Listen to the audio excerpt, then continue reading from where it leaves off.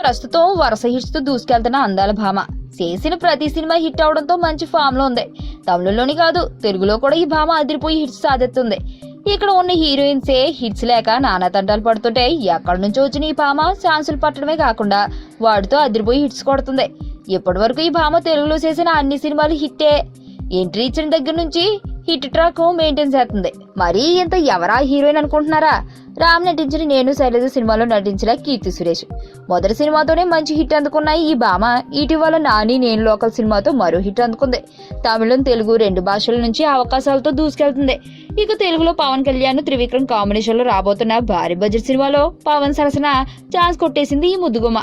Heroines ని makeup లేకుండా గుర్తుపడడం కష్టమే గానీ కీర్తిని మేకప్ లేకుండా కూడా బానే ఉందిలేండి.